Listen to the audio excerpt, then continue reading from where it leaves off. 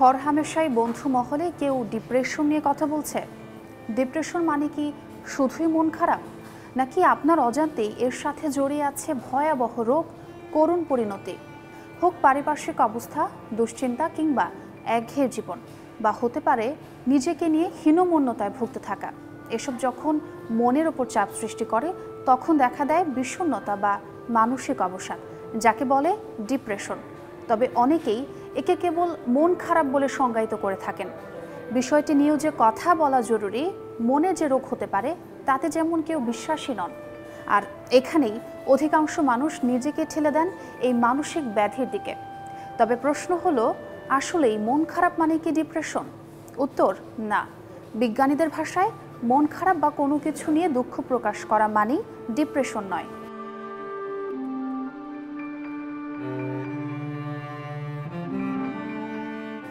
Depression বা মানসিক রোগ শুরুর প্রথম স্তর বলা যেতে পারে মন খারাপ হওয়া, যা ধীরে ধীরে আপনাকে গ্রাস করে ফেলে আর ঠেলে দেয় এই মানসিক ব্যাধির দিকে। কম বেশি জীবনে সবাইকেই কঠিন সময় দিয়ে যেতে হয়, পরিস্থিতি থেকে বেরিয়ে আসতে হয়, কাটিয়ে উঠতে হয়। অনেকেই সেটা পারেন, আবার অনেকেই সেটা পারেন না।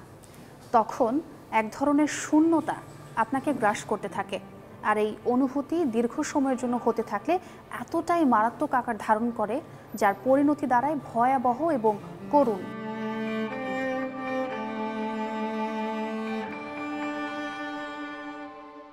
বিশ্ব স্বাস্থ্য সংস্থার মতে 2030 সাল নাগাদ বিশ্বে আর্থসামাজিক ক্ষেত্রে বড় সংকট সৃষ্টি করবে এই মানসিক ব্যাধিটি তথা ডিপ্রেশন।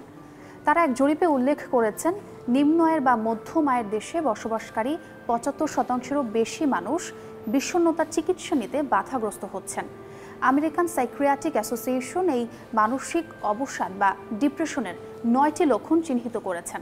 তারা বলছেন, এই লক্ষণগুলো 2 সপ্তাহ বা তার চেয়েও অধিক সময় থাকলে ধরে নিতে হবে আপনিও মানসিক অবসাদের শিকার হয়েছেন।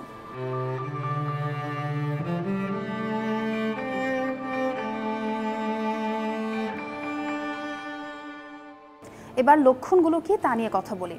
অল্পতে রেগে যাওয়া, মেজাজ খিটখিটে থাকা, দীর্ঘ সময় মন খারাপ থাকা, পছন্দের কাজগুলোর প্রতি অনীহা চলে আসা, সবসময় এক বিরক্তি, অস্থিরতার মধ্যে থাকা, নিজেকে গুটিয়ে ফেলা, আড়াল করে ফেলা, একটা সময় পর্যন্ত খাবারে অরুচি হওয়া, ক্ষুধা কমে যাওয়া, ধীরে ধীরে ওজন কমে যাওয়া।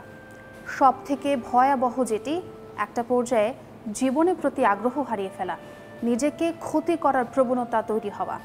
এদিকে ন্যাশনাল ইনস্টিটিউট অফ মেন্টাল হেলথের মতে ডিপ্রেশন যে কেবল আপনার মনের ক্ষতি করবে তা কিন্তু নয়, এর সাথে দেহের রোগ প্রতিরোধ ক্ষমতাও ব্যাপকভাবে ক্ষতিগ্রস্ত হয়। হার্টের সমস্যা, স্ট্রোক, ডায়াবেটিস, ক্যান্সার, মৃগী রোগ, পেটের সমস্যা, আলসার, এমনকি রিউম্যাটয়েড আর্থ্রাইটিসের মতো রোগের প্রবণতা বেড়ে যায়। এই বিষয়টি নিয়ে কথা বলেছেন মনোবিজ্ঞানী ডাক্তার মোহিত কামাল। আমরা মনের সমস্যায় ভুগি, কিন্তু মনের সমস্যা সমাধানে বৈজ্ঞানিক পথে এগিয়ে আসি না। কিছু উপসর্গ মিলিয়ে বিষণ্ণতার রোগ হয় এবং সেই রোগে ব্রেনের সেরোটোনিন নামে একটি পদার্থ আছে, সেটা কমে যায়। যখন ব্রেনের জৈব রাসায়নিক পদার্থ সেরোটোনিন বেড়ে যাবে তখন সেটা হবে ম্যানিয়া। যখন সেটা কমে যাবে তখন হবে বিষণ্ণতা বা ডিপ্রেশন। স্ট্রেসকে আমরা দূর করতে পারবো না, কিন্তু এটাকে আমরা মোকাবেলা করতে হবে, স্ট্রেসকে শাসন করতে হবে। নিজের সমস্যাটা নিজের ভিতরে চেপে না রেখে একটু প্রকাশ করা, কারোর সাথে আলাপ করা এবং ডিসকানেক্টেড হয়ে না যাওয়া, এগুলি খুবই গুরুত্বপূর্ণ স্ট্রেস কমানোর জন্য। স্ট্রেস কমলে আমার দৈহিক রোগও কমবে, এটা প্রমাণিত সত্য। পজিটিভ থাকতে হবে সব সময়, নিজের মধ্য থেকেই ইতিবাচক খুঁজে বের করতে হবে, নিজেকে সময় দিতে হবে, চেষ্টা করতে হবে চিন্তা ভাবনার পরিবর্তন আনার। তাছাড়া এই সময়টাতে সামাজিক বন্ধন এবং বন্ধুত্ব প্রবলভাবে দরকার হয়।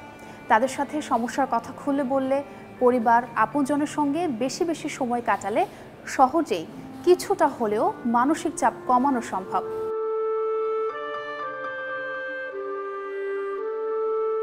আবার মেডিটেশনও খুব কার্যকরী। মেডিটেশন মনকে প্রশান্তি দেবে এবং মাংসপেশিকে শিথিল করবে।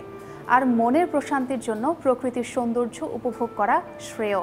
একই সাথে নিয়মিত এবং পর্যাপ্ত ঘুম শরীরের ক্লান্তি দূর করে মনকে প্রফুল্ল রাখে। এক্ষেত্রে খাবারের দিকটিতেও বিশেষ মনোযোগ দেওয়া উচিত।